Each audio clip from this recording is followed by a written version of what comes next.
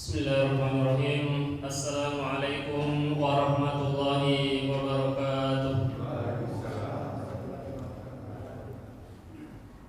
Alhamdulillah, alhamdulillahilladzi ja'ala syahrul Ramadan syahrul surur wassalatu wassalamu ala sayyidina Muhammad wa ala alihi wa ashabihi ajma'in, amma ba'd.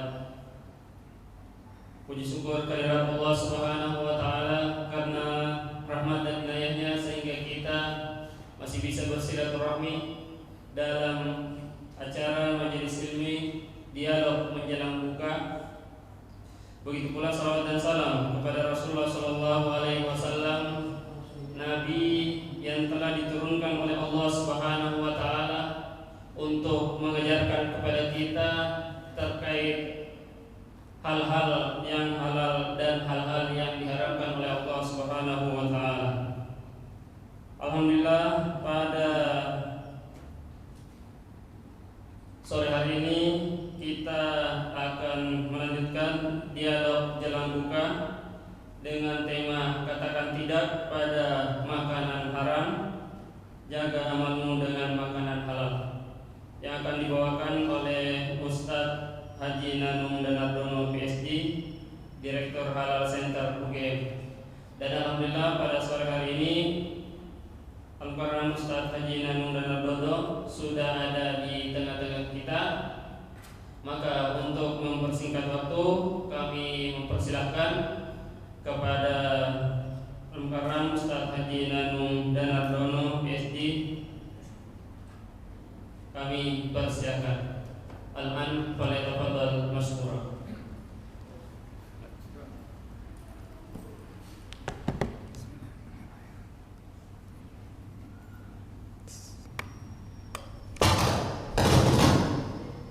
Assalamualaikum warahmatullahi wabarakatuh.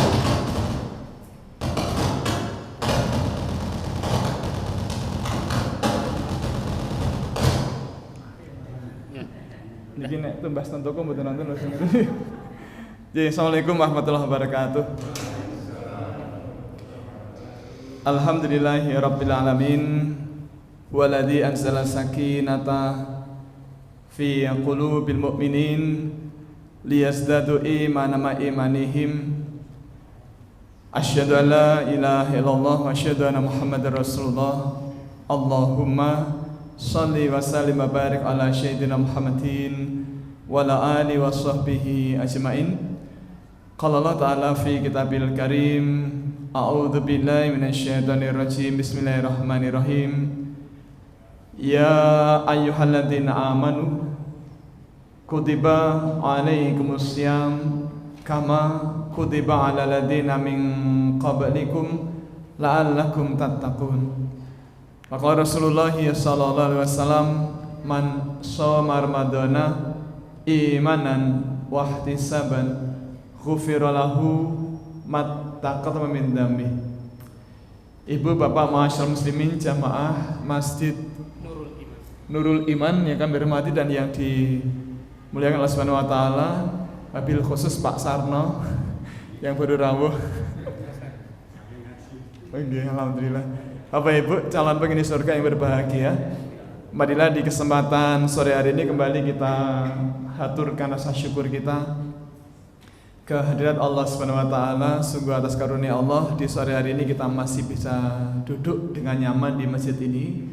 Ibu bapak, tidak sedikit orang yang tidak seberuntung kita, dalam arti kemarin serius nyuwun kepada Allah Subhanahu wa taala agar diperkenankan bisa menikmati Ramadan dalam kondisi sehat. Namun ternyata takdir yang ditemui malah harus meninggal. Saudara kami, kakak sepupu kemarin wafat menjelang Ramadan. Rumah tidak jauh dari sini. Ada pula yang sangat ingin ketemu Ramadan dalam kondisi sehat, tetapi takdir yang ditemui adalah malah kecelakaan, harus di rumah sakit, bahkan sampai hari ini masih di rumah sakit. Nah, tetapi Bapak Ibu, kita semuanya yang sore ini ada di tempat ini, semuanya oleh Allah diparingi sehat walafiat. Maka mudah-mudahan nikmat sehat ini bisa kita nikmati, bisa kita syukuri dengan ibadah yang lebih maksimal pada Allah Subhanahu wa taala. Yang kedua, semoga salawat dan salam senantiasa Allah limpahkan kepada baginda Rasul Muhammad sallallahu alaihi wasallam, dan semoga Allah limpahkan pula kepada keluarga beliau, juga sahabat beliau, para tabi'in, para ulama, dan semoga terlimpah ruah pula kepada kita sekalian yang hadir di kesempatan di sore hari ini. Bapak Ibu, sedikit memperkenalkan diri karena tadi ada ralat. Saya bukan ketua direktur, bukan direktur Halal Center UGM, tetapi wakil ketua Halal Center UGM. Nama saya Nanung Danardono. Saya masih bujang. Kalau di sini, kalau di rumah, alhamdulillah sudah punya anak. Loh, kalau saya ngaku bujang, konangan Pak Sarno. Jadi Bapak Ibu, anak kami ini bulan April ini tanggal 18 nanti genap berusia 6 tahun. Alhamdulillah perempuan. Itu anak nomor 3. Anak pertama sudah selesai kuliah, 1 sudah selesai. Dulu muridnya Pak Sarno di SMA 1. Anak kedua kuliah semester 6. Tinggal dekat dari sini, hanya kira-kira 1 jam perjalanan ke selatan. Jalan Parangtritis kilometer 8 nih. Kalau sore begini paling ya 1,5 jam kira-kira begitu. Makanya mohon maaf tadi saya terlambat karena salah ngitung waktu, Pak. Saya kira 4:30 sampai, ternyata ya Allah. Jalanan penuh. Untung bawa motor. Kalau jalan kan besok sampainya. Bapak Ibu, panjenengan kemarin mulai Ramadan tanggal berapa? Panjenengan Ramadan mulai tanggal berapa? Oh, sip. Karena ada yang mengatakan tanggal 11. Tanggal 11 ini tanggal 1 sampai tanggal 10 Ramadan acaranya. Oh, ternyata 11 Maret. Oh. Terus Bapak Ibu di sini juga pakai tarawihan nggih. Panjenengan salat tarawih berapa rakaat? 11. Di tempat kami di Bantul hanya 8 rakaat. Enggak sampai 11. Oh, ditambah witir 3 rakaat. Terus kalau imam yang memimpin salat di Masjid Nurul Iman. Biasanya kalau min salat-salat yang jahriyah, salat subuh, salat maghrib, salat isya, salat tarawih, kalau pas imam membaca Al-Fatihah di rakaat pertama dan kedua, biasanya basmalahnya dibaca apa tidak? Di sini. Ada yang baca. Oh, ada yang baca, ada yang tidak. Yeah. Karena begini, Nun Sewu, saya itu tahun lalu kan numpang salat di sebuah masjid di Bantul, salat maghrib. Nah, nampaknya yang jadi imam itu bukan imam yang biasanya, tetapi karena imam terlambat, maka kemudian salah satu jamaah diminta maju jadi imam pengganti. Nah, saat mengimami di rakaat pertama, mas imam tadi itu pas membaca Al-Fatihah, basmalahnya dibaca, tetapi sir pelan. Nah, ada bapak-bapak yang berdiri di saf pertama paling kiri, itu bengok, baleni. Itu di tengah sholat loh Pak. Di tengah sholat itu bengok itu tuh. Nah, kemudian itu terulang Pak di rakaat kedua. Ketika Mas Imam tadi baca Al-Fatihah, basmalahnya dibaca. Karena saya dengar itu, dibaca tetapi pelan. Nah, bapak yang sama teriak lagi, baleni, dengan ada instruksi begitu. Jadi Bapak Ibu, kita bersyukur pada Allah Subhanahu wa taala karena kita diparingi sehat, dan dengan sehat itu kita jadi bisa ngaji, dan dengan ngaji kita bertambah luas wawasan kita, semakin bertambah ilmu kita, semakin lengkap literasi kita. Dan dengan ngaji kita jadi tahu bahwa ternyata para ustadz, para ulama, para imam ketika di Indonesia, Filipina, Malaysia, Thailand, Brunei Darussalam, dan para ulama yang mengikuti pendapat Imam Syafi'i, itu kalau memimpin salat-salat yang jahriyah, salat yang dikeraskan Al-Fatihahnya, itu saat baca Al-Fatihah basmalahnya dibaca dan dikeraskan, Syafi'iyah. Kalau ulama di Jazirah Arab, di Arab Saudi, Uni Emirat Arab, Qatar, Bahrain, Kuwait, Libya, Palestina, para ulama yang mengikuti pendapat Imam Ahmad bin Hambal atau Imam Hambaliyah, ya. Di sana ketika memimpin sholat saat baca Al-Fatihah, basmalahnya dibaca tetapi sir pelan. Nah, gak beda dengan para ulama dari mazhab Malikiyah yang banyak ada di Afrika Barat seperti di Mesir, di Maroko dan sekitarnya. Di sana para imam kalau memimpin sholat saat membaca Al-Fatihah, basmalahnya tidak dibaca. Nah, Bapak Ibu, di antara ketiganya yang benar yang mana? Yang benar yang mana? Semuanya benar. Yang salah adalah yang tidak salat. Jos betul niku. Nah, Jadi Bapak Ibu dengan ngaji begini kita jadi tenang karena kita tahu itu boleh, ini boleh, ini boleh. Loh, kalau ke Jakarta, Bapak Ibu dari Jogja ke Jakarta yang benar itu yang naik pesawat atau naik kereta atau naik bus atau bawa mobil sendiri. Yang benar yang mana? Ya, semuanya benar. Yang salah yang ya nggak jadi ke sana atau mungkin jalan kaki.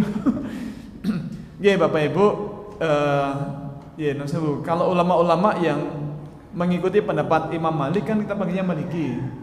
Kalau pengikut Imam Abu Hanifah dipanggilnya apa? Hanafi. Kalau pengikut Imam Syafi'i. Nah, kalau para ulama yang mengikuti pendapat Imam Ahmad kita panggilnya apa? Ahmadi? Hambali. Imam Ahmad bin Hambali. Nah, Bapak Ibu ini semua bisa bahasa Arab ya? Saya. Bahasa Arabnya saya itu apa? Ana. Kalau Anda, panjenengan, antum, anta. Kalau kita ditanya sesuatu, kita mengatakan tidak, itu bahasa Arabnya apa? Nah, kalau iya, na'am. Nah, kemarin itu ada orang Kalasan yang umroh. Ini hanya cerita. Ada orang Kalasan yang umroh, ketika masuk Masjid Nabawi terlambat, Pak. Maksudnya terlambat itu adalah jamaah maghrib udah selesai, kemudian pas beliau masuk, tengok-tengok cari orang yang kira-kira belum sholat, bisa diajak sholat jamaah itu. Karena iman-iman tuh Pak. Di Masjid Nabawi sholat sendirian kan iman-iman. Jadi beliau tengok-tengok gitu, nggak ada lagi. Ya sudah, terpaksa akhirnya diputuskan sholat sendiri. Nah Bapak Ibu, sholat maghrib adalah sholat yang jahriyah. Maka bacaan Al-Fatihah dan surat bedanya dikeraskan sedikit. Nah kemudian di belakang beliau duduk orang Madinah asli yang menyimak. Karena orang Madinah ini paham betul bahwa kalau kita menyimak orang membaca Al-Quran, maka kita mendapatkan pahala yang sama dengan orang yang membaca. Maka Bapak Ibu, nanti malam panjenengan saat itikaf atau terusan, terus panjenengan itu lelah, capek. Sudah, duduk aja, diam, tapi perhatikan tetangga sebelah yang baca Al-Quran. Maka panjenengan mendapat pahala yang sama dengan yang membaca. Penak tuh jadi orang Islam itu ya? Wah enak banget tuh. Nah, demikian pula dengan orang Madinah tadi, beliau perhatikan gitu ya. Oh, ini basmalahnya dibaca dan dikeraskan. Berarti ini pengikut Imam Syafi'i, ini Syafi'i. Ditunggu rakaat kedua, diperhatikan lagi. Oh iya benar Syafi'i ini. Karena basmalahnya dikeraskan. Nah, Bapak Ibu, orang Madinah kan dikenal sebagai orang yang ramah, gerapiak, semana. Maka kemudian selesai orang Kalasan tadi selesai sholat, kemudian dihampiri, disapa, Assalamualaikum, Waalaikumsalam. Ditanya, anta Syafi'i? Jawabannya apa? Lah, ana Jumadi. Angge mboten salah, ana minta Pak Jumadi. Tapi maksudnya itu, jenengan madhab Syafi'iyah ya. Ada Pak Jumadi. Oh, ada. Oh ganti. Bapak Ibu yang saya hormati dan yang dimuliakan Allah Subhanahu wa taala, kita Ramadan hari ini hari yang keberapa ya? Panjang Ramadan begini senang atau susah? Alhamdulillah senang atau susah? Kenapa senang? Oh, karena satu, kalau sore ngirit, dua. Bapak Ibu, tentu kita sudah sering ingat karena sering disampaikan para mubalik bahwa di bulan Ramadan itu amal ibadah yang bernilai sunnah. Amal ibadah sunnah itu dinilai sebagai amal ibadah wajib. Nah, amal ibadah wajib nanti pahalanya kalau ikhlas dilipat gandakan 7 kali lipat. Bahkan 70 kali lipat atau mungkin sampai 700 kali lipat, bahkan tidak terhingga. Enak tuh Pak itu, luar biasa. Kemudian Rasul pernah bersabda, "Man shoma ramadhana imanan wa ihtisaban, ghufira lahu ma taqaddama min dzambi." Barang siapa berpuasa Ramadan dengan sepenuh iman dan mengharapkan pahala dari Allah Subhanahu wa taala, maka ghufira lahu ma taqaddama min dzambi, akan diampuni dosa-dosanya yang telah lampau. Nah, ada hadis yang lain yang mirip. Rasul bersabda, "Man qama ramadhana imanan wa ihtisaban, ghufira lahu ma taqaddama min dzambi." Barang siapa menghidupkan malam-malam di bulan Ramadan, ya menghidupkan itu kan bisa dengan sholat maghrib berjamaah, kemudian baca Al-Quran, sholat isya berjamaah, kemudian menyimak kultum, kemudian sholat tarawih berjamaah, terus tadarus di masjid atau i'tikaf di masjid. Nah, kalau itu dilakukan dengan sepenuh iman, dan mengharapkan pahala dari Subhanahu wa taala, maka ghufiralahu mattaqata min dzambi, akan diampuni dosa-dosanya yang telah lampau. Nah, Bapak Ibu, ada hadis yang ketiga yang mirip. Hadis yang dikisahkan oleh orang yang sama, yaitu Abu Hurairah, dengan perawi yang sama, yaitu Imam Bukhari. Tentu hadisnya sahih. Jadi 3 hadisnya sahih. Rasul bersabda, barang siapa sholat di malam Lailatul Qadar, mungkin nanti malam Lailatul Qadar mungkin. Barang siapa sholat di malam Lailatul Qadar dengan sepenuh iman dan mengharapkan pahala dari Subhanahu wa taala, maka ghufiralahu mattaqala min dzambi, akan diampuni dosa-dosa yang telah lampau. Jadi kalau kita berpuasa Ramadan dengan sepenuh iman, kemudian juga menghidupkan malam-malam di bulan Ramadan dengan 10 iman dan mengharapkan pahala dari Subhanahu wa taala, bahkan kemudian sholat di malam Lailatul Qadar, maka akan diampuni dosa-dosanya yang telah lampau. Nah, Bapak Ibu, mohon maaf, Rasulullah pernah berdusta apa tidak? Rasul pernah berdusta apa tidak? Enggak pernah. Kata-kata beliau semuanya benar. Maka jika beliau mengatakan bahwa dosa itu terampuni, maka itu pasti benar. Wallahi, pasti benar. Namun Bapak Ibu, ada hadis yang lain yang juga menarik. Dikisahkan oleh Abu Sa'id Al-Khudri, beliau meriwayatkan bahwa Rasul SAW pernah bersabda, barang siapa berpuasa 1 hari di jalan Allah, artinya puasa sesuai dengan tuntunan, maka dia akan dijauhkan dari neraka jahanam sejauh 70 tahun perjalanan. Bapak Ibu, 70 tahun perjalanan itu sejauh apa ya kira-kira ya? 70 tahun perjalanan, bukan 7 hari, 70 tahun perjalanan. Panjenengan perjalanan paling jauh kemana atau berapa lama, Pak? Paling jauh berapa lama panjenengan? Bapak yang baru rawuh, panjenengan perjalanan paling jauh berapa hari, Pak? Ini mesti Pak Jumadi, Pak. Palembang. Kalau pulang Palembang berapa jam? Perjalanan berapa lama, Pak? Perjalanan pulang ke Palembang berapa lama? Paling lama? 2 hari 1 malam, Pak. Oh, 2 hari 1 malam. 2 hari 1 malam loh, Pak. Jogja Palembang. Nah, ini tuh Sekarang 24 jam, Pak. oh iya, lewat tol. Bapak Ibu, 70 tahun perjalanan itu sejauh apa ya kira-kira ya? Nah, Bu, untuk menggambarkan betapa jauhnya, ini misalnya dalam rangka milad Masjid Nurul Iman diadakan gerak jalan santai. Miladnya kapan ya? Enggak ada. Enggak ada ya. Atau gini, Bapak Ibu, dalam rangka 17-an ya, dalam rangka 17-an diadakan gerak jalan santai. Kalau di sini 17-an bulan apa biasanya?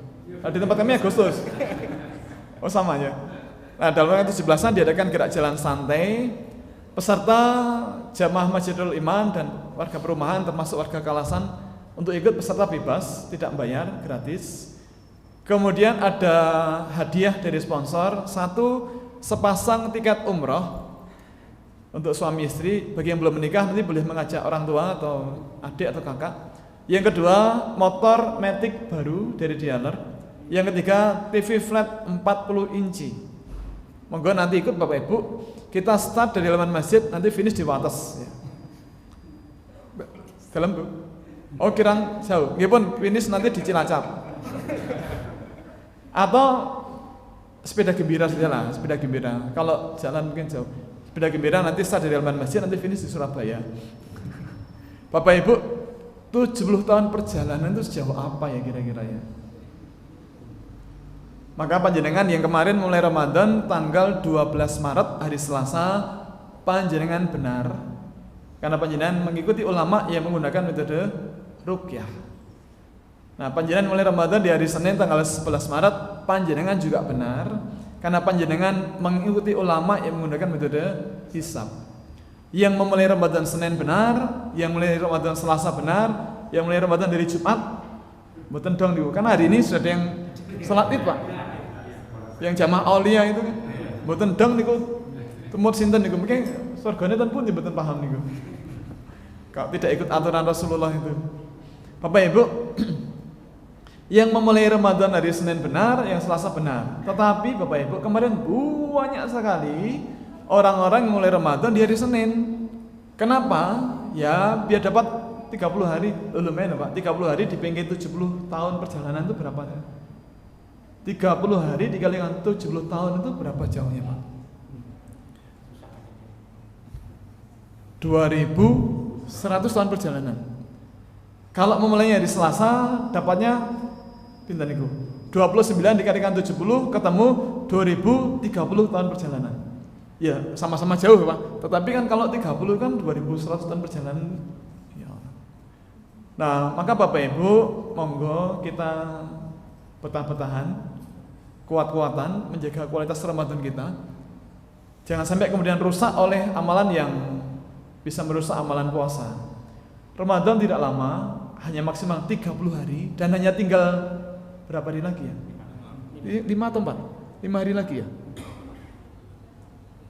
Dan setelah lebaran tidak ada lagi kemuliaan itu, tidak ada lagi, Pak. Yang dilipat gandakan pahalanya, yang dijauhkan dari neraka, tidak ada lagi, Pak.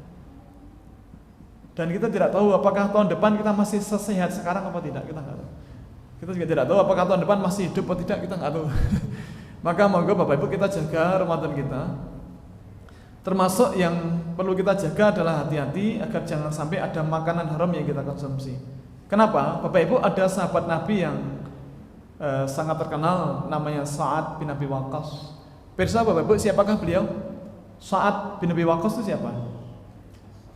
Beliau adalah salah satu as-sabiqunal awwalun. Apa itu? Sahabat-sahabat yang pertama kali masuk Islam. Beliau orang ke-7 yang masuk Islam. Dan masuk Islam bukan di usia 70 tahun, tapi di usia 17 tahun. Masih sangat muda waktu itu. Beliau juga dikenal sebagai sahabat yang jadi penunggang kuda terbaik di zamannya. Juga dikenal sebagai sahabat yang jadi pemanah yang terbaik yang pernah ada di dunia ini, Pak. Makanya kalau kita search di internet, gunakan Google, kita lacak nama Sa'ad bin Abi Waqqas dengan Google Image, akan muncul sosok pemuda gagah naik kuda, di punggungnya ada pedang dan di tangan kiri ada busur panah, tangan kanan ada anak panah. Bidian panah Sa'ad bin Abi Waqqas tidak pernah meleset. Kenapa? Sebabnya? Ada yang tahu? Atau ada yang tidak tahu? Kalau tidak tahu, saya beritahu sebabnya karena Allah menghendaki tidak pernah meleset. Loh iya, Pak. Kenapa demikian? Karena ada doa yang langsung dimintakan oleh Rasulullah. Rasulullah pernah berdoa, ya Allah, tepatkanlah bidian Sa'ad bin Abi Waqqas dan kabulkanlah doanya. Maka Sa'ad bin Abi Waqqas dikenal sebagai sahabat yang doanya mustajabah. Bapak Ibu, doa yang mustajabah itu artinya apa? Doanya dikabulkan? Salah, bukan. Tetapi doanya segera dikabulkan. Loh Bapak Ibu, kita kan juga dikabulkan doanya, tapi seringkali tidak segera. Contohnya begini, kita berdoa serius, Bismillahirrahmanirrahim, ya Allah ya Rabbi ya Karim, hamba mohon diparingi makan siang gratis. Oke, dikabulkan, tapi 5 bulan yang akan datang. Loh kan dikabulkan? Nek sidol niku, Pak. Jadi Sa'ad bin Abi Waqqas doanya mustajabah, doanya segera dikabulkan. Maka pernah beliau suatu ketika meminta kepada Rasul untuk didoakan agar menjadi orang yang terkabul doanya dengan kalimat, ya Rasulullah, doakan aku agar aku menjadi orang yang terkabul doanya. Nah Bapak Ibu mendengar permintaan sahabat dekat ini, Rasul tidak kemudian mengatakan, oke Mas, siap Mas, jangan khawatir tak dongake. Tidak begitu. Tetapi beliau mengatakan, wahai Sa'ad, perbaikilah makananmu, jagalah jangan sampai ada makanan haram yang dikonsumsi, maka niscaya engkau akan menjadi orang yang terkabul doanya. Dan demi jiwaku yang ada dalam genggaman Allah, barang siapa memasukkan makanan haram dalam perutnya, maka amal ibadahnya selama 40 hari berikutnya tidak akan diterima Allah Subhanahu wa taala. Ulangi Bapak Ibu, Rasul bersabda, barang siapa memasukkan makanan haram ke dalam perutnya, maka amal ibadahnya selama 40 hari berikutnya tidak akan diterima Allah Subhanahu wa taala. Maka menjadi penting bagi kita untuk berhati-hati agar jangan sampai ada makanan haram yang kita konsumsi. Bapak Ibu, non sewu, panjenengan pirsa Abah Lili. Kenal Abah Lili? Beliau mubalik terkenal di Jogja, motivator sekaligus psikolog. Saya kira bagus kalau sekali tempo kita undang isi pengajian di sini atau di sekolah, Pak. Bagus, Pak. Pernah suatu ketika beliau kita undang ngisi kajian bulanan di Fakultas Peternakan UGM. Nah, ketika ngisi kajian, beliau bercerita, suatu ketika pernah ada sepasang suami istri yang sudah menikah. Oh, suami istri pun menikah gitu. Ada sepasang suami istri yang datang ke kantor beliau untuk curhat dan cari solusi atas masalah yang dihadapi rumah tangganya. Suami istri ini punya anak laki satu, anak laki-laki satu, hanya satu, semata wayang. Digadang-gadang itu kenapa gitu, Pak? Diharapkan kelak menjadi anak yang soleh, yang mengharumkan nama keluarga. Maka sang ibu membiasakan ketika anak ini masih ada dalam kandungan, beliau membaca Al-Quran, minimal murojaah atau baca sholawat sambil membelai perutnya seakan membelai kepala si janin. Setelah anak itu lahir, kemudian ketika disusui sama. Jadi dineneni sambil dielus kepalanya dengan lembut sambil membaca ayat-ayat Quran atau murojaah, menghafalkan gitu, minimal sholawat. Dengan harapan anak ini jadi anak yang soleh. Nah, maka Bapak Ibu sepindah malih monggo hati-hati. Kita butuh untuk berhati-hati agar jangan sampai ada makanan haram atau uang haram yang kita bawa pulang ke rumah. Jangan sampai kemudian orang-orang yang kita cintai kemudian jadi orang yang nakal, buruk akhlaknya, bahkan doanya tidak dikabulkan gara-gara sering makan makanan haram. Nah, Bapak Ibu, kita sudah sering ngaji bahwa makanan haram itu kan tidak banyak jenisnya. Hanya bangkai, darah, daging babi, minuman keras, daging hewan-hewan karnivora ya. Tetapi Bapak Ibu barangkali ada di antara panjenengan yang belum pirsa, Bapak Ibu, selain yang itu tadi, juga ada beberapa yang lain yang juga diharamkan. Bapak Ibu mohon maaf bagi yang belum pirsa. Buah-buahan yang mengandung alkohol seperti durian, sirsat, lengkeng, nangka, cempedak. Manakala dia masak pohon sampai jatuh, itu kadar alkoholnya bisa sampai 8-11%. 8-11%. Maka Bapak Ibu, buah-buahan yang beralkohol seperti durian, sirsat, lengkeng, nangka, cempedak itu disepakati oleh para ulama bahwa mereka tidak boleh dikonsumsi alias haram kalau cara mendapatkannya dengan cara mencuri. Lho nggih Pak, napa kula kleru to niki wau? Lho napa kula salah to, Bu? Lho kan bener to ya? Tetapi kalau diperoleh dengan cara membeli dengan uang yang sah, uang kita sendiri atau dari kebun kita sendiri ya enggak masalah gitu. Bahkan sekiranya ibu-ibu kemudian gosen durian montong ke Fakultas Peternakan, ke kantor saya itu boleh, Bu, itu. Bapak Ibu, juga bagaimana ini kan sekarang juga banyak ya wisata kuliner ekstrim. Ada street food seperti walang goreng. Terus ada sate bekicot, tongseng landak. Kemudian baceman entung jati, kerupuk cacing crispy. Itu bagaimana itu? Terus suike, kodok hijau. Termasuk Bapak Ibu daging siki itu juga diharamkan. Daging siki kan di Jogja banyak yang sekarang jualannya.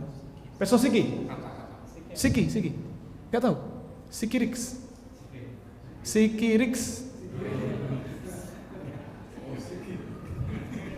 Bu, jangan bilang asu, ini kita masjid. Sengsu. Sate jamu. Yeah. Di tribun.com saya baca itu ada 40 warung Pak di Jogja. Luar biasa. Bapak Ibu, bagaimana dengan belalang? Halal atau haram? Di Jogja di mana ya ada kuliner belalang goreng? Gunung Kidul Wonosari. Wonosari mungkin nggak ada, Gunung Kidul ada. Karena Wonosari itu kota kecamatan. Bapak Ibu di Gunung Kidul itu ada di Tahura, Taman Hutan Raya di Buder. Terus ke selatan ke arah pantai Krakal, Gogop, Siung, Lamber, Indrayanto, kemudian Indrayanti. Oh itu kan kalau malam, kalau siang Indrayanto, macul nih Pak. Bapak Ibu, bagaimana hukum memakan daging belalang, halal atau haram? Bapak Ibu, ulama sepakat dengan kaidah fikih terkait makanan halal bahwa semua makanan itu halal. Kecuali apabila ada dalil yang mengharamkannya. Semua makanan itu halal kecuali apabila ada dalil di Quran ataupun di hadis yang menyatakan keharamannya. Semua binatang itu halal kecuali apabila ada dalil di Quran ataupun di hadis yang mengharamkannya. Nah, Bapak Ibu, tentang belalang ternyata tidak ada dalil yang mengharamkannya. Maka belalang itu halal lidatihi, datnya halal.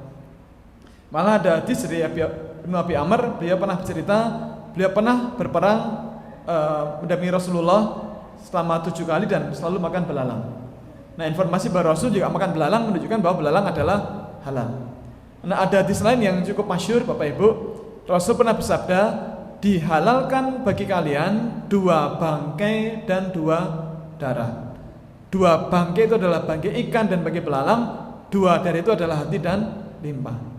Nah, maka Bapak Ibu, belalang itu halal baik ditemukan ketika masih hidup maupun sudah jadi bangkai. Namun Bapak Ibu, sebagai dosen di Fakultas Peternakan UGM, izinkan saya matur sedikit tentang belalang. Bapak Ibu, mohon panjenengan kalau akan dahar belalang, mohon dimasak dulu atau digoreng dulu, Pak. Kenapa? Kalau tidak, karena itu jadi sepet, gak enak, Pak, itu.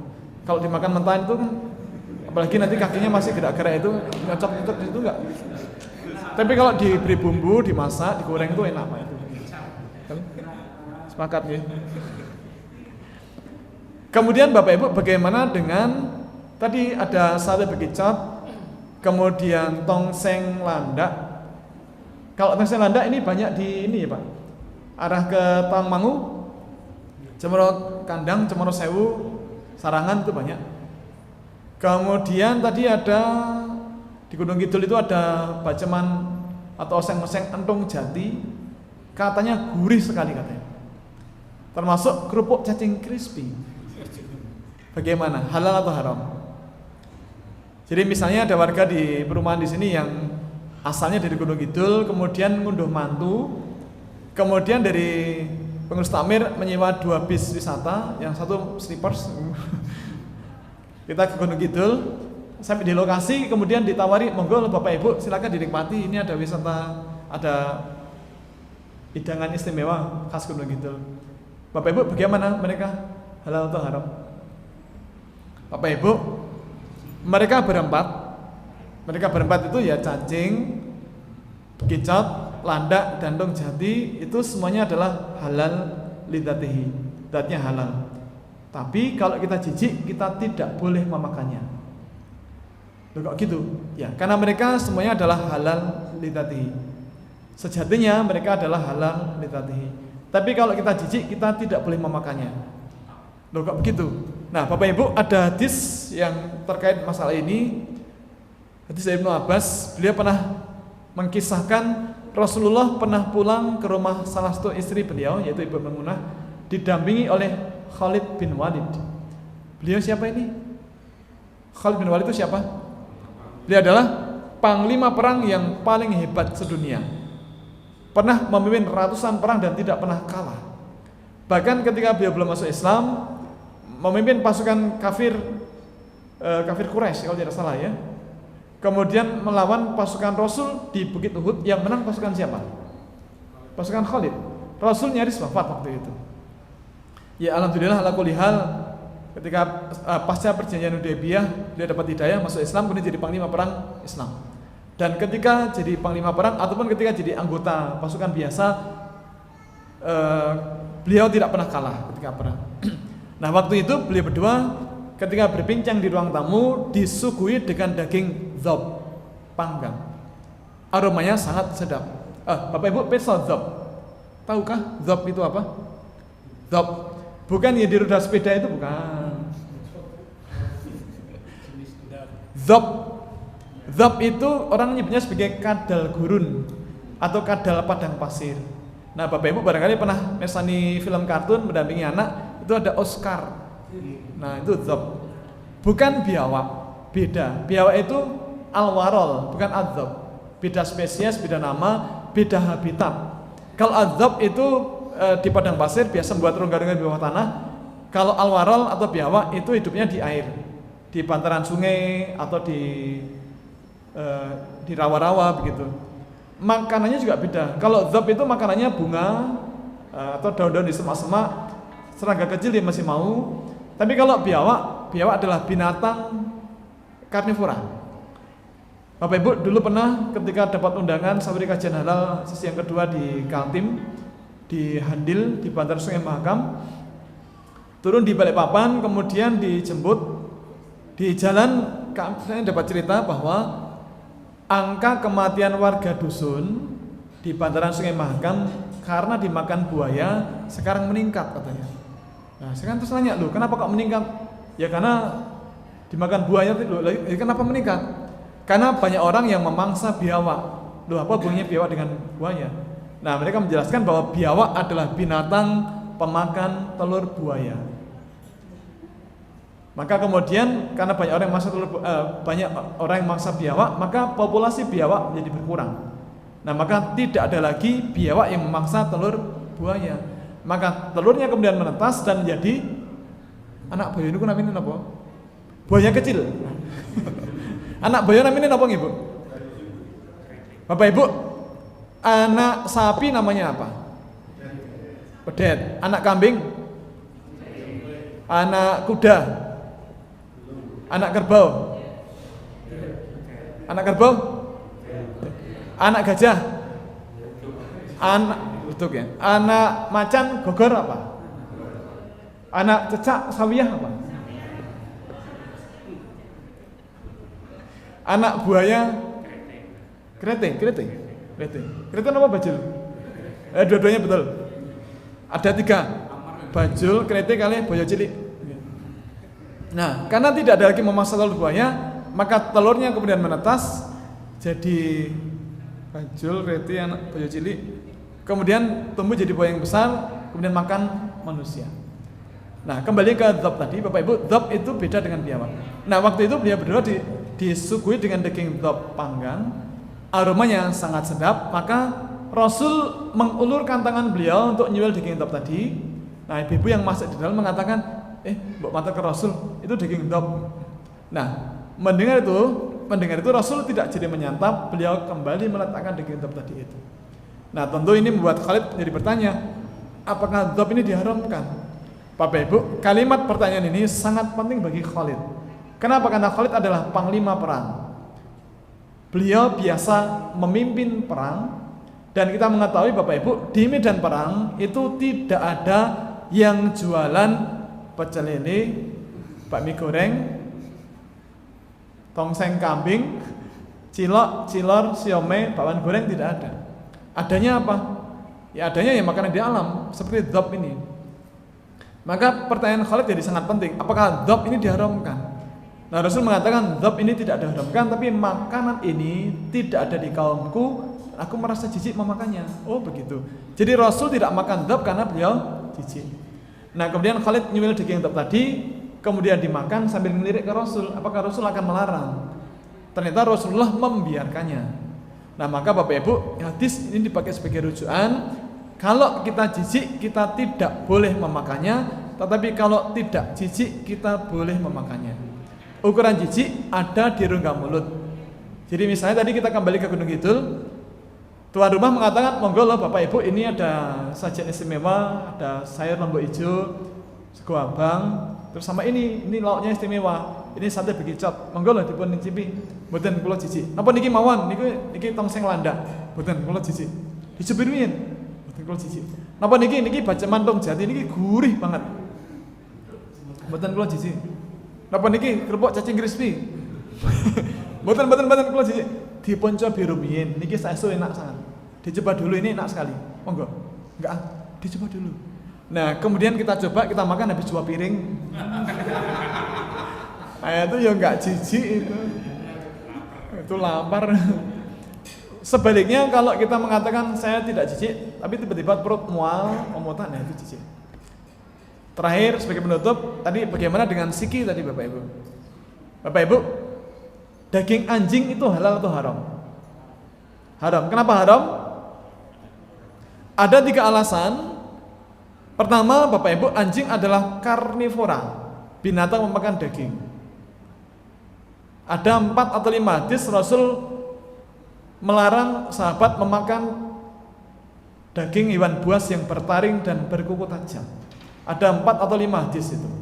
Nah, anjing termasuk binatang buas yang bertaring dan berkuku tajam. Bapak Ibu, anjing adalah karnivora. Kira-kira maaf, mau nggak ya anjing itu diberi makan lotek itu? Mau nggak ya? Nggak mau. Kalau sayur lodeh? Nggak mau. Salad buah? Nggak mau. Maunya apa? Daging, tulang. Satu. Yang kedua, anjing adalah binatang yang hendaknya dibunuh baik di tanah halal maupun tanah haram. Bapak Ibu, para ulama sepakat kalau Rasul menyuruh membunuh seekor binatang maka dagingnya haram. Kenapa haram? Karena kalau halal maka Rasul tidak akan menyuruh membunuhnya tapi menyembelihnya. Yang ketiga, anjing adalah binatang al-jalalah, binatang pemakan kotoran. Nah, binatang makan kotoran itu disebutkan dalam sebuah hadis, dalam beberapa hadis, tidak boleh dimakan dagingnya, tidak boleh diperah susunya dan seterusnya. Nah, anjing adalah binatang al-jalalah. Dulu ketika kami masih tinggal di Kepuh, Keliteran, Kusuman, kalau kami akan ke masjid selalu lewat lorong yang lebarnya kira-kira 1,5 meter dan agak gelap. Sering kalau subuh kami terganggu dengan tempat sampah tas kresek yang diabul-abul, Pak. Dikeluarkan isinya, ada diapers atau pempes dibongkar, dinikmati isinya. Itu kira-kira pelakunya siapa ya? Apakah manusia? Bukan. Apakah kucing? Bukan. Apakah ayam? Ayam masuk sebonnya bengi-bengi enggak mungkin. Maka tersangka utamanya adalah anjing. Nah, Bapak Ibu, kalau anjingnya ditipu, itu diapers diisani dengan jus kueni, itu kira-kira mau enggak dia ya? Juga maunya kotoran. Maka Bapak Ibu, monggo kita hati-hati, jangan sampai ada makanan haram yang kita konsumsi, jangan sampai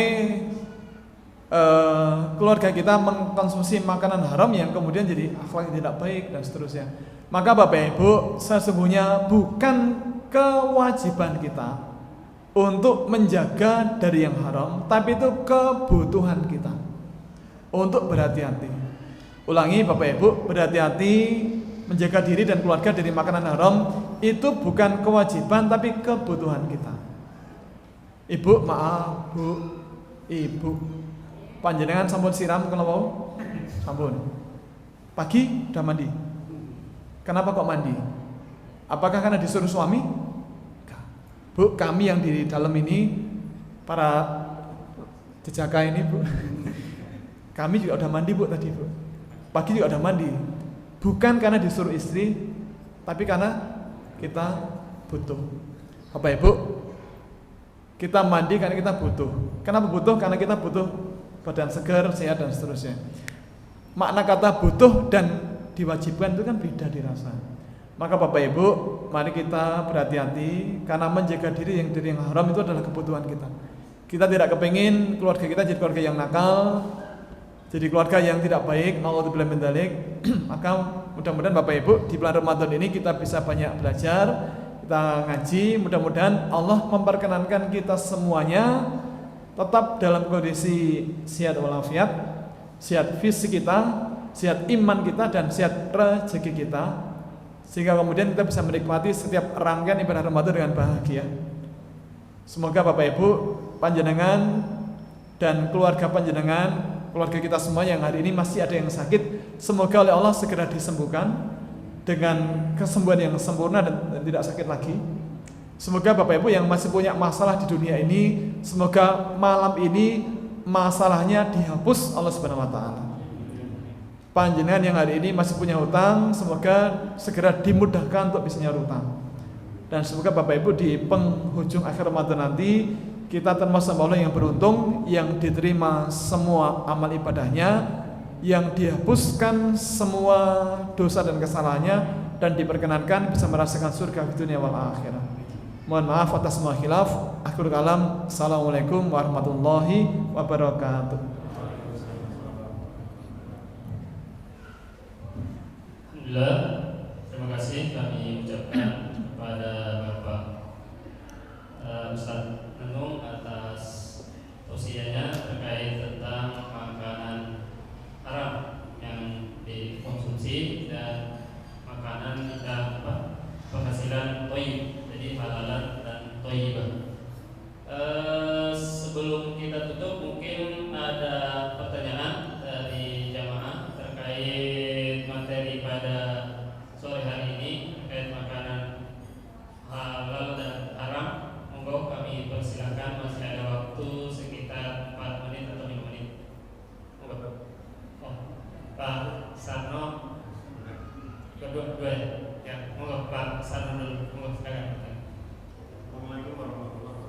Waalaikumsalam. Jadi kebetulan di sekolah sedang diskusi ini Pak,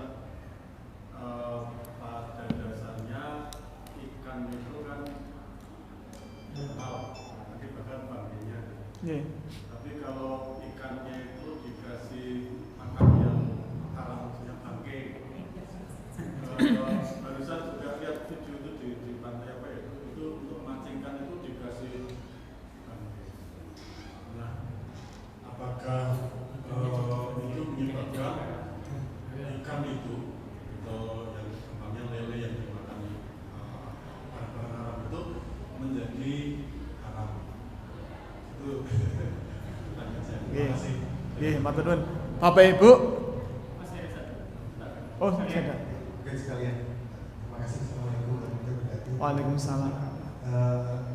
Sedikit menyimak dari apa yang sudah disampaikan Ustaz tadi, bahwa di dalam makanan yang beralkohol itu juga masih ada yang halal. Terkait itu, apakah alkohol itu hamar gitu kan? Yang perbedaannya di mana? Gitu kan? Terus yang kedua, ini kan kita menjelang Lebaran ya, banyak namanya tape dan sebagainya. Nah, ini kan juga di situ mengandung alkohol juga. Hukumnya kira-kira bagaimana? Terima kasih. Waalaikumsalam. Jadi Bapak Ibu, di Quran 4 kali Allah melarang kita mengkonsumsi bangkai. Maka kita sebagai manusia tidak boleh mengkonsumsi bangkai. Nah sekarang bagaimana kalau ikannya mengkonsumsi bangkai? Ikannya boleh, gak ada masalah. Apakah daging jadi haram? Boten, tetap halal. Bapak Ibu, ikan yang dipelihara atau yang hidup di alam seperti di sungai, mereka juga makan bangkai tikus, bangkai macam-macam, dan makanannya tidak terkontrol. Itu tetap halal. Padahal di Quran disebutkan bahwa di laut kan juga ada banyak bangkai juga. Laut itu halal. Gimana tuh itu? Binatang buruan dan makanan yang berasal dari laut hukumnya adalah halal. Al-Maidah 96. Nah, maka Bapak Ibu, ikan yang memakan bangkai itu hukumnya tetap halal. Nah, iya. Termasuk lele itu kan kadang-kadang diberi bangkai ayam. Iya. Itu tetap halal, Pak. Karena tidak ada dalil yang mengharamkannya. Kalau jalalah itu memang binatang yang memang sifatnya pemakan kotoran, seperti anjing dan babi, itu memang jalalah. Kemudian bagaimana dengan alkohol? Bapak Ibu, semua buah-buahan baik yang mengandung alkohol maupun yang tidak mengandung alkohol hukumnya adalah halal. Ulangi, semua semua buah-buahan yang beralkohol itu halal. Apakah alkohol sama dengan khamar? Tidak sama. Diteruskan lagi mawon. Demikian Bapak Ibu, kita sambung nanti atau nanti ngobrol begitu ya. Nanti salah dijawab. Atas bantuan, semoga puasa kita tidak hanya sah tapi juga diterima Allah Subhanahu wa taala. Assalamualaikum warahmatullahi wabarakatuh.